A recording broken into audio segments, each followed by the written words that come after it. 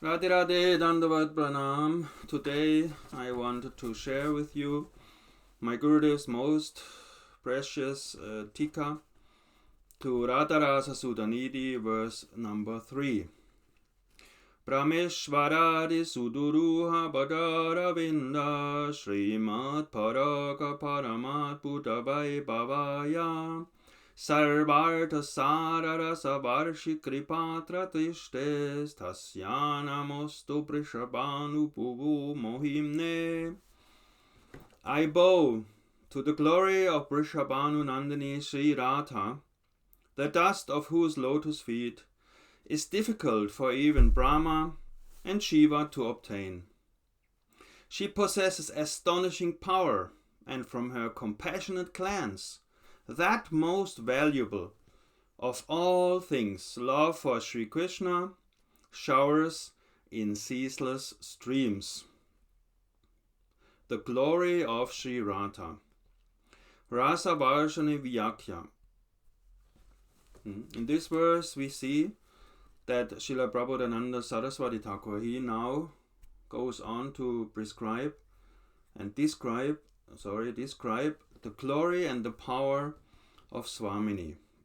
In the first two verses, the venerable author has followed the method handed down by the Mahajans, the great souls, in offering a Mangal Archana, praising the object of his devotion. In most verses of the book, he has described his experience of Leela obtained through visions while in his Siddha Svarup, his eternal spiritual form. And in the preceding verse, where he defines the subject matter to be discussed, while experiencing one of his visions. In this verse, he sings the glories of his object of devotion, Swamini, while in the consciousness of a sadhaka, practitioner. Chitta tritte korilaga mohima jnana hoite Sri Chaitanya Charitamrita Adi Lila 2118. The mind becomes strong and firm through knowledge of divine power. Now here comes a very wonderful line by my Gurudev, Śrī Ananta Bābājī Mahārāja. Rasa is established on the basis of tattva. Tattva means principle of knowledge, or basically philosophy. So this is a very deep and a very profound statement. So in the same way like a house is built on a strong foundation, without a strong foundation, no house can be built. So in the same way, Rasa Tattva, the knowledge and the bliss of experiencing Rasa, is based on a strong foundation of Tattva. That doesn't mean that we dry out reading Jnana Tattva, on and on and on. No, it means only one thing. Sanatana Goswami spoke out to Mahaprabhu these very precious things. So knowledge here means, what is the foundation of the palace of Rasa? Which knowledge? Who am I? What do I have to do? And where will I go? These three essential statements are actually the crown jewel of all knowledge. Who am I? I am a jiva. I am an eternal spiritual soul. What do I have to do? This I can only do when I know where I want to go. So far as Manjari Bhav Sadhakas, who am I? I am a spiritual soul desiring the service to the lotus feet of Swamini in the form of a maidservant. Sambandha Jnana. This is my knowledge. I want to be this Dasi, this Kinkari, this Manjari. Abhideya means how to achieve that, how to attain that goal, only by Raganuga Bhakti, propagated by Sriman Mahaprabhu himself. And then we know the Prayojan, where we have to go, to the Nikunjas of Goloka Vrindavan. These three things are the crown jewels of all knowledge.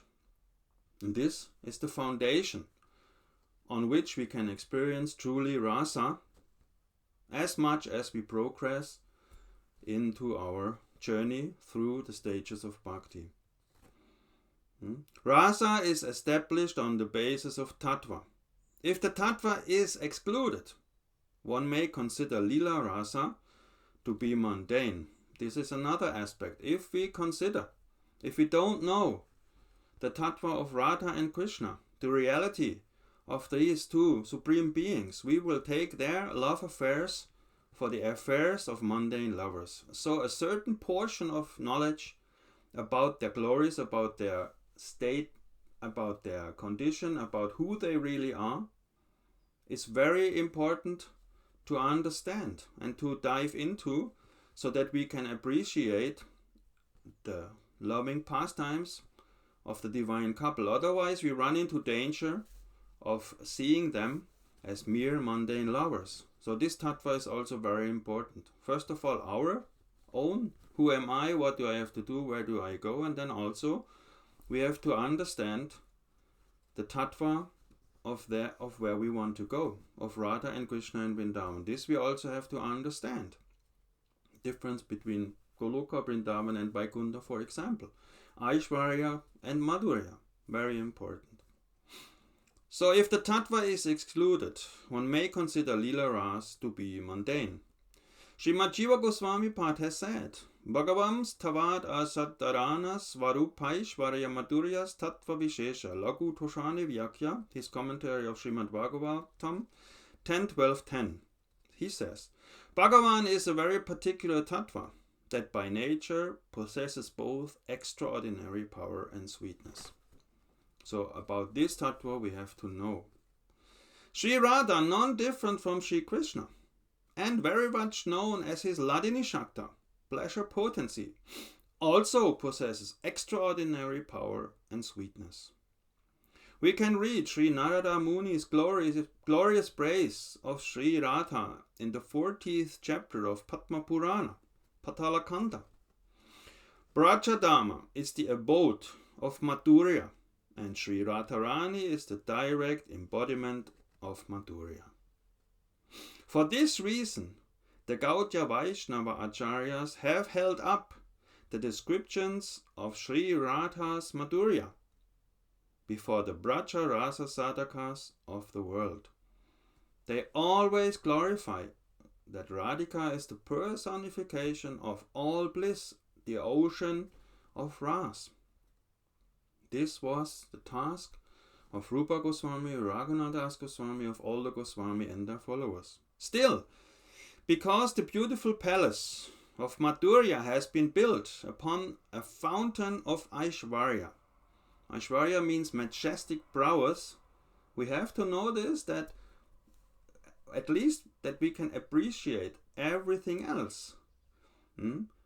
Still, because the beautiful palace of Madhurya has been built upon a foundation of Aishwarya. So this means this majestic, this power, this prowess, this majesty is so much covered with sweetness that we cannot realize it anymore when we are experiencing Ras, but it's still there. The Goswamis from time to time have given us a hint, have given us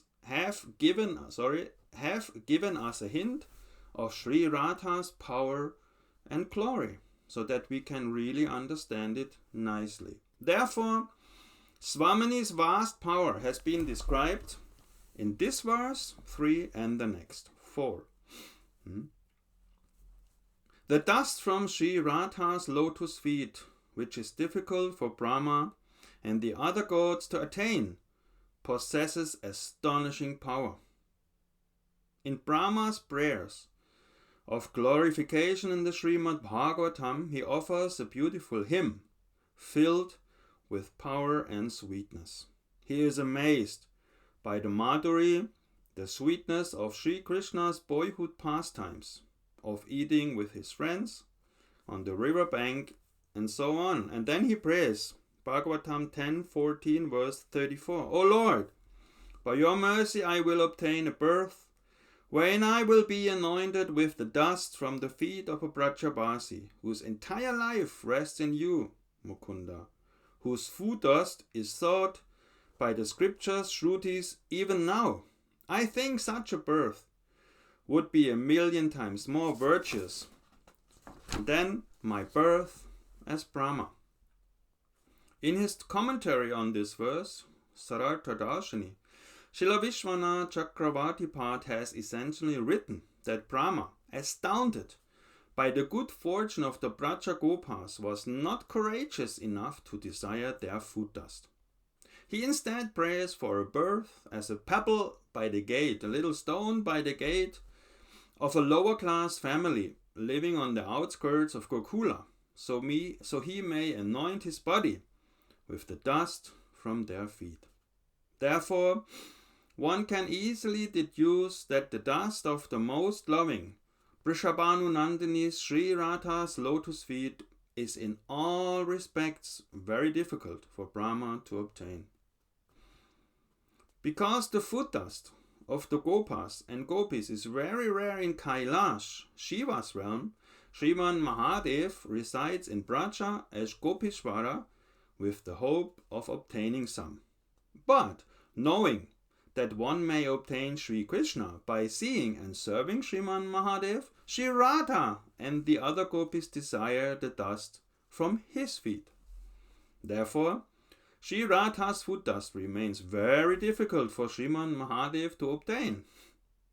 Beautiful. Or it could be deduced that the pollen from Sri Radha's lotus feet is so glorious that it is even difficult for the powerful Sri Lakshmi Devi to obtain. You will know why. In the statements of the Nagapatnis in the Kasyanubhavasya Nadeva Vidmate verse of Srimad Bhagavatam 10.16.36, we see that even though Sri Lakshmi Devi voluntarily gives up the treasure of Sri Narayan's personal association and performs severe austerities in the hope of obtaining Sri Krishna's food dust in Sri Vrindavan, she is still unable to do so. Why?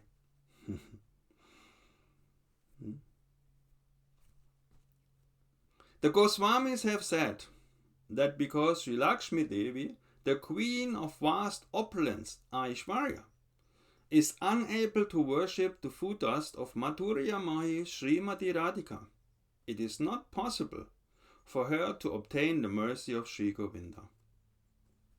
Gopiyanugati bina Aishwarya kyane Bachileha nahi paya Brachendranandani Tahate Drishtanta Lakshmi Karila Bhajana Tatapi na paila Brache Brachendranandan.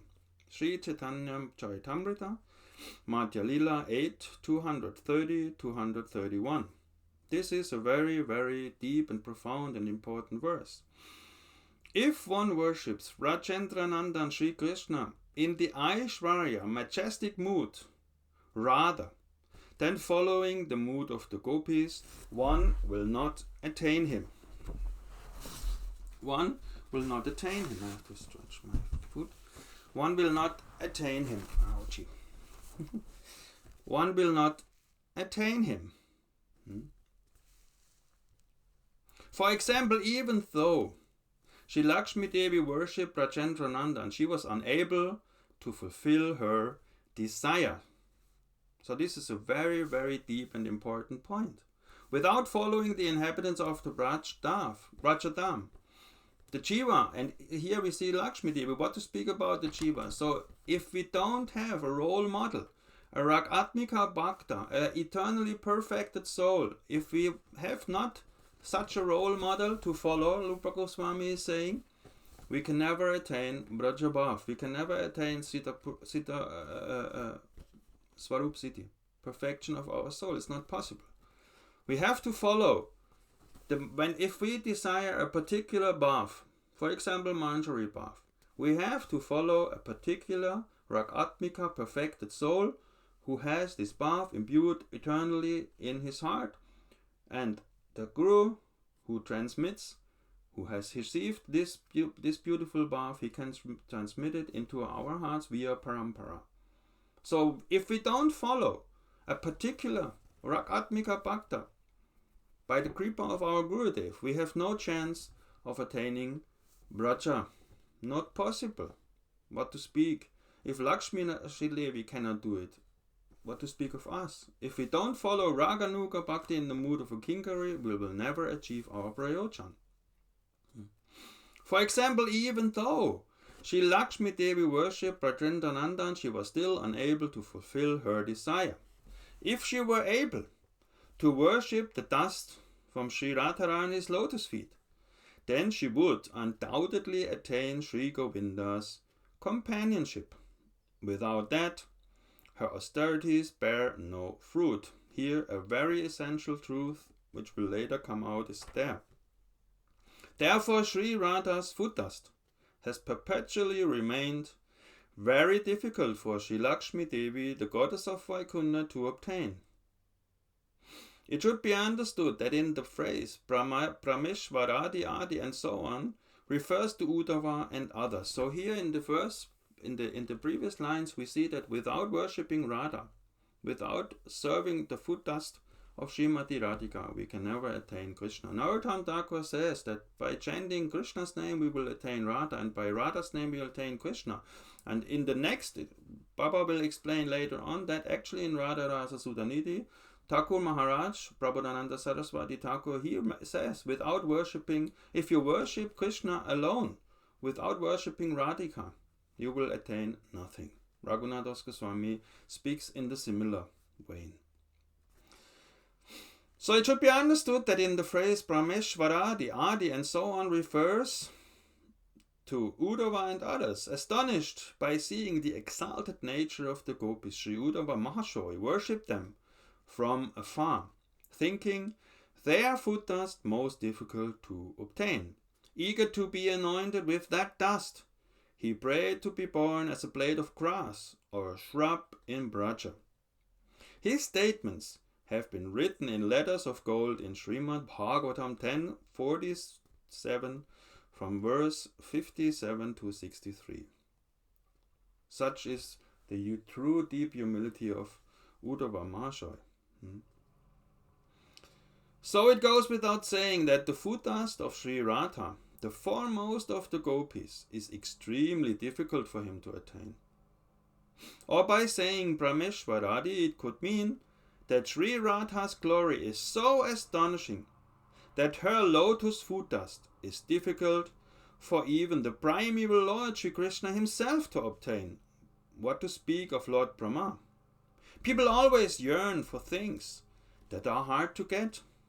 It is said that while longing for Sri Radha's incomparable foot dust, Sri Krishna assumed the form of the poet Jayadev and personally supplied the missing line of verse in Gita Govinda, writing the words Dehi Pada Palavam Udaram about the lotus feet of Swami. Is a very famous pastime. The gist, now this comes what I said. No?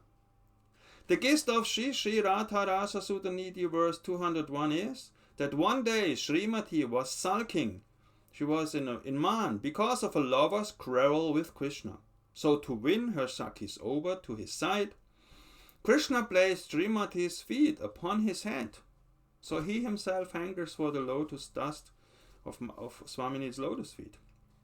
This appeased Srimati, but now her feet began to perspire a bit, and the crimson red leg dye on those feet became moist. The dampened leg dye colored Krishna's head and caused his peacock feather crown to slip off. Now we are again in the Leela.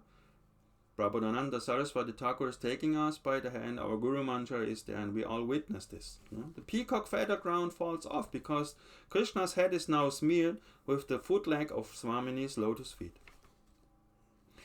This is why Shyam is the emperor of the kingdom of Rasa.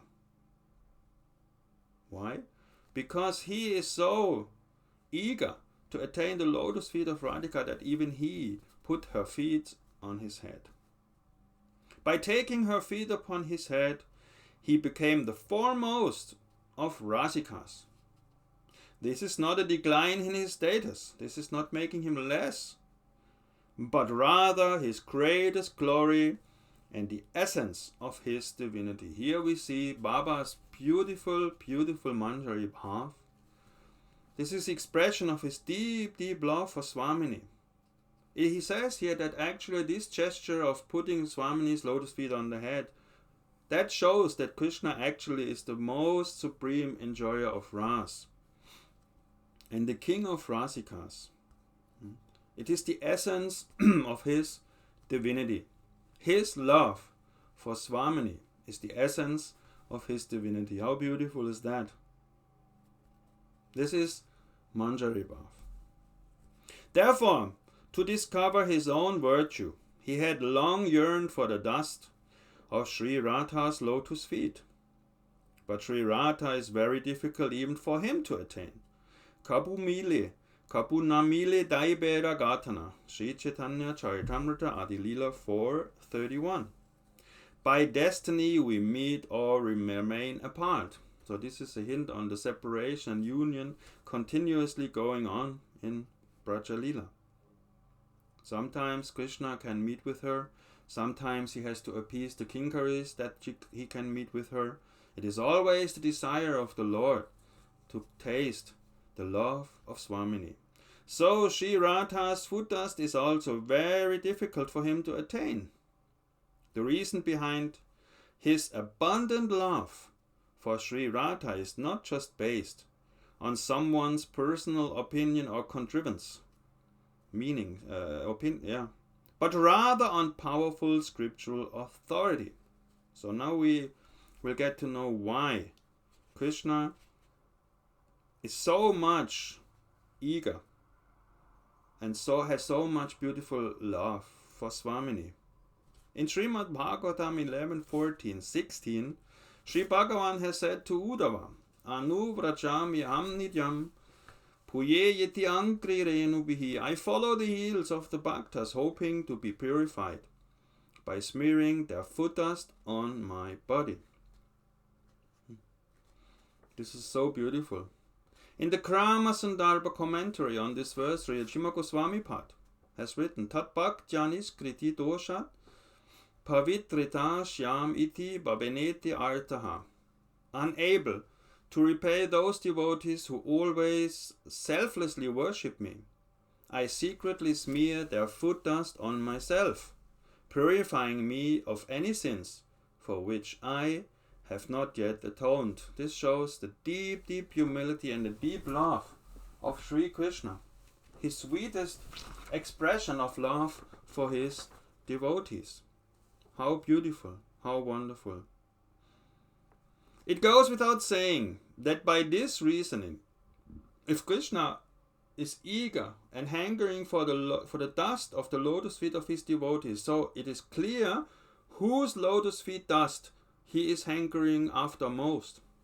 Guru Baba is now saying.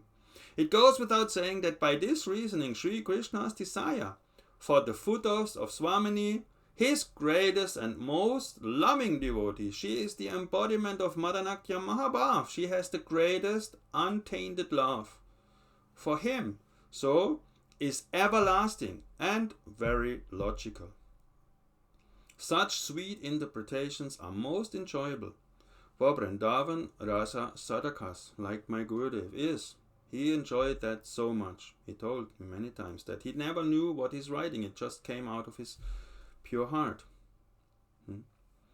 So now we know why Krishna is so eager after the foot dust of Swamini, because she is the devotee of him with the most love. Her love is the highest, the purest and the greatest. Therefore, he is hankering so much for the dust of her beautiful lotus feet. This is something to meditate upon, and it is very beautiful and powerful. Moreover, Sarvartha Sararasa Varashi Kripartha Trishte. Now comes a very beautiful point. Śrī Radha's merciful glance show us rasa, that most valuable of all things. It means that wherever her compassionate glance falls, Sri Krishna Prema Rasa, the highest of all human objectives, is showered in ceaseless streams. Love for Krishna has been called the highest of all human activities. In the Chaitanya Charitamrita Adi Lila 7, 84, 85, we can read, the fifth object of human pursuit, the fifth Purushartha, is love for Sri Krishna, prema, before which the other four are like straw. This fifth goal, this fifth Purushartha, is an ocean filled with the nectar of joyful love, compared to which the joy of liberation and so on is less than a drop. Love for Sri Krishna blesses the Bhakta with the boundless experience of Krishna's sweetness. Sri Chaitanya Charitamrita Adi Lila 744 to 145. Quote, this prema is the greatest treasure. It causes one to taste Sri Krishna's Madhurya Rasa. Because of prema, Krishna comes under the control of his bhaktas. Because of prema, the bhakta feels the joy of serving Krishna. Beautiful. By Śrī-Rādha's merciful glance alone, even without performing sadhana, one is showered with an endless stream of prema rasa, the highest Purushartha. So prema is the highest goal, and prema is so versatile, so much deep it goes, that because of prema, Krishna comes under the control of his devotees. And because of prema, the bhakta feels the joy of serving Krishna. So beautiful. By Śrī-Rādha's merciful glance alone, even without performing sadhana, one is showered with an endless stream of prema rasa, the highest goal of life, Purushartha. There are no words to describe her compassionate glance. Just by seeing Śrī Radharani, one obtains love for Krishna without any endeavor. So here comes to my mind that it is, for me at least, very, very difficult. I have never seen Swamini's lotus face. I mentally try to make a picture of it, and it's good to do that. But there's one very, very beautiful point. Actually, you can see in the back the photo of Radha Kunda. Radha Kund is not different from Swamini. So, if a soul is fortunate enough to be able to reside or to visit Radha Kunda, which is not different from Swamini, it is her liquid form of love. It is her. It is really not different from her. So we can imagine and understand that I for myself have no direct vision of Swamini's beautiful lotus face. But I can be rest assured when you read the from Raghunathas Goswami's Radhakundastakam, seeing Radha Kunda is not different from seeing Swamini. This we have to understand. We see water and stone and banks and all these things, but actually it is the most transcendental place in the universe, the highest place of love on earth. So, if we can see something which is not different from Swamini, this can also see back, look back. So that means, if we have this attitude that we see and that we can glance upon this ocean of nectar, Radha Kunda, this lake of pure love, this lake of the tears of Swamini's prema, so it is not different from Swamini, and if we can see this lake, she can also see us. So our attitude must be that, please Swamini, I cannot see you directly, but I can see the form of your liquid prema. Please shower your merciful glance upon me when we are there in Radhakund. We have this opportunity to pray like that. She is not different from her lake, so we can pray for that. And if we have a beautiful attitude, it will fill our heart, and we can go on advancing in our spiritual life. This is what my Gurudeva always said, please come to Radhakund, make parikram, because he knows that Radhakunda is not different from Swamini. Of course, if you can have visions of Swamini directly, beautiful, this is wonderful. I can only speak for myself. I happily see and try to see Radhakund and pray to Radhakund to shower her, Swamini, her merciful glance toward me. Tat adi surabi Radha Kundam eva Shrayume. Please, please bless me, Radha Kundi. I know you are not different from Swamini. I'm so fallen I cannot see anything except water, stones and houses. But I know that you are there, Swamini, all the time with your lover. You are not different from your lake. Please, bestow your mercy upon me.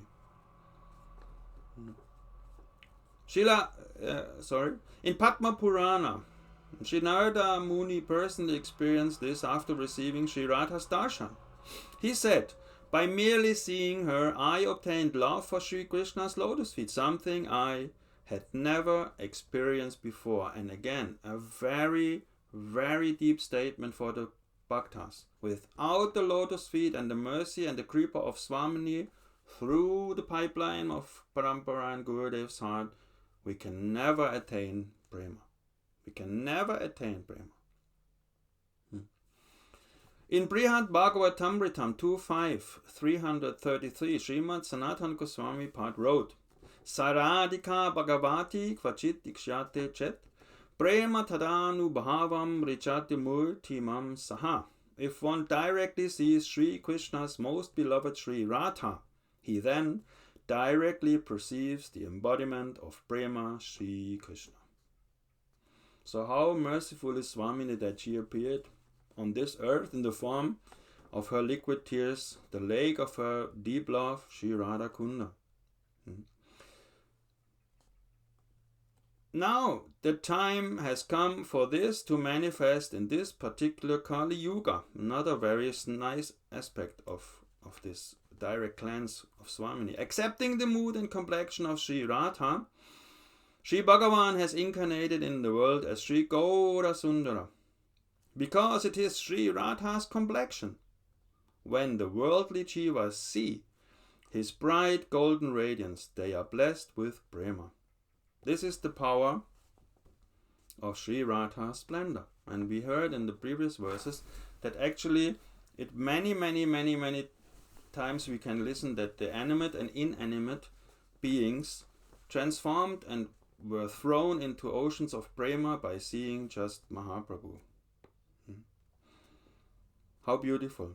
Because he was in the mood of Swamini, so his glance had the same power like that of our Swamini. In the next verse of Brihad Bhagavatamritam, we see the following. In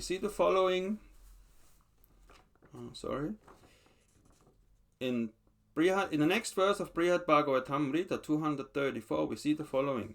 If some great incarnation of Sri Krishna comes to distribute prema, or if some incarnation of Śrī-Rādhā appears, then by seeing that avatar, one can realize prema. This verse is speaking about, you guessed it, Sriman Mahaprabhu. Or Śrī-Rādhā's merciful glance is a nectar shower of Sri Krishna prema, the highest of all things desired. Sri Krishna prema combined with Śrī-Rādhā's prema madhurya is so very sweet. Śrī-Rādhā is the embodiment of Sri Vrindavan's madhurya. She is the essential element of Vrindavan Lila. The gist of Śrī-Rādhā-Rasa-Sudhā-Nidhiḥ verse 80 is that the enjoyment one gets from worshipping Krishna without Śrī-Rādhā is only an insignificant drop. Wow. To this verse we will come later on. 80, take some time. Again, the gist of Śrī-Rādhā-Rasa-Sudhā-Nidhiḥ 80 is that the enjoyment one gets from worshipping Sri Krishna without Śrī-Rādhā is only an insignificant drop. This we should take to our heart. Sriman Mahadev said, and this is a good explanation also why is it like that. Because we cannot perform bhakti without the mercy of Swamini. Why? Because Swamini is the personification of bhakti. Bhakti is a combination of Ladini Shakti and Samvid Shakti, knowledge and bliss. So this combination, bliss and knowledge, I know, I love, and I love. I feel bliss and I get knowledge. So this combination of Ladini Shakti and Samvid Shakti culminates in bhakti. And Swamini is the personification of bhakti. So without Swamini's mercy, we have no chance of performing any anga of bhakta. Shriman Mahadev, Shiva said, Gora techo vinayas tushyama techa samachaye chapet vatyayate vapisa pavet patokis shive. One very, very, very powerful statement from the greatest Vaishnava. O Parvati, those who perform meditation, japa. Meditation means here Diksha Smaranam or Lila Smaranam. Japa, or worship of Krishna without Srimati Radharani remain sinful. Whew. He goes very deep. Therefore, the very life of Krishna Prema is love for Śrī Radha. Again, the very life of Krishna Prema is love for Radha. And who has the most love for Radhika? The Radha Snehadika Manjaris. Those whose Dayabhav is Bhavala Sarati, who have more love for Swamini than for Sri Krishna. I bow to the glory of Śrī Radha, whose merciful glance showers us with love for Krishna. Jai Śrī Radhe.